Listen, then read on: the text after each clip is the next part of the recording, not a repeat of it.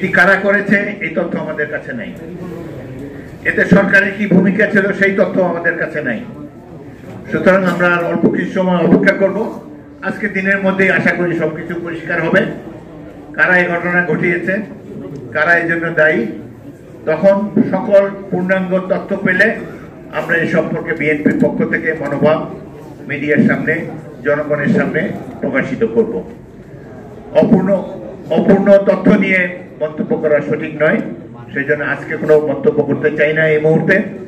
তবে আমরা আশা করি যে এগুলা গণতন্ত্রকে ধ্বংস করার জন্য হয়তো আগামী দিনে গণতন্ত্রের পথে বাধা হয়ে দাঁড়াতে পারে, এই জন্য কেউ কেউ হয়তো বিশৃঙ্খলা সৃষ্টি করার চেষ্টা করতে পারেন।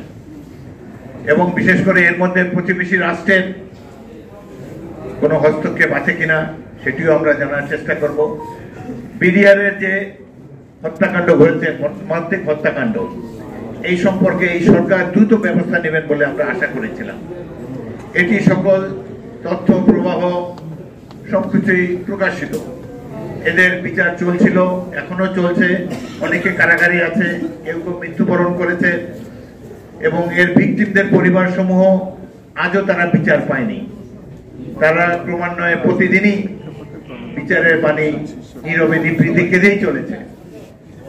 গতকালকের যে ঘটনা এখনো চলমান, এটির প্রতি আমরা দৃষ্টি রেখেছি এবং আশা করব যে এখন অতি দ্রুত এই দেশে গণতান্ত্রিক ব্যবস্থা প্রবর্তন করা হবে। কারণ গণতন্ত্র না থাকার ফলে নানা ধরনের ঘটনা ঘটে। এই দেশ, এই মানুষ গণতন্ত্রের জন্য, বাংলাদেশের জনগণ অনেক আত্মত্যাগ করেছে। বিশেষ করে আমাদের দল বিএনপি গত 15টি বছর কত মানুষ জীবন দিয়েছে, কত মানুষের জীবন কারা অন্তরালে নিভে গিয়েছে। আমাদের যুবকেরা প্রৌঢ়ত্বে, বার্ধক্যে উপনীত হয়েছে ত্যাগের মাধ্যমে, কিন্তু প্রত্যাশিত গণতন্ত্রের তো এখনো দেখা পাওয়া যায়নি। গণতন্ত্র প্রতিষ্ঠার পথে বাধা হয়ে কারা দাঁড়ায়। একটি মহল বলার চেষ্টা করে এখন নির্বাচন দিলেই তো বিএনপি নির্বাচনে বিজয়ী হবে, সুতরাং এই নির্বাচনকে যত ডিলে করা যায়, যত দীর্ঘায়িত করা যায়। বিএনপি যে জনপ্রিয়তা অর্জন করেছে এটা তো বিএনপির অপরাধ হতে পারে না। বিএনপিকে ক্ষমতার থেকে দূরে রাখার জন্য কেন নির্বাচনকে দীর্ঘায়িত করা হবে, এটি আমরা বুঝতে অক্ষম। যাই হোক, আজকে দেশের ক্রম পরিবর্তনশীল এই রাজনীতির এক ক্রান্তির লক্ষ্যে দাঁড়িয়ে আমরা আশা করব, বিশেষ করে বর্তমান সরকার, বিশেষ করে তার সরকার প্রধান প্রফেসর মোহাম্মদ ইউনূসের প্রতি অনুরোধ জানাবো, বাংলাদেশে একজন দেশপ্রেমিক নাগরিক হিসাবে, জনগণের আস্থার প্রতীক হিসাবে আপনি দ্রুত গণতন্ত্রকে ফিরিয়ে আনার জন্য উদ্যোগ নেন।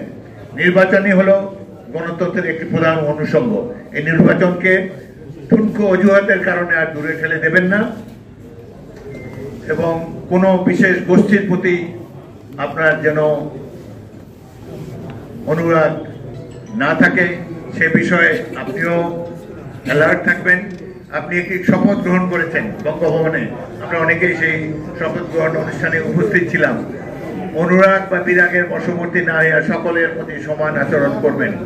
আপনি এই বিষয়ে শপথ নিয়েছেন, এই শপথ আপনি পালন করেছেন, এটা আমরা দেখতে চাই। আপনাদের সবাইকে অসংখ্য ধন্যবাদ। গণতন্ত্রের জয় হোক। বিএনপি জিন্দাবাদ এবং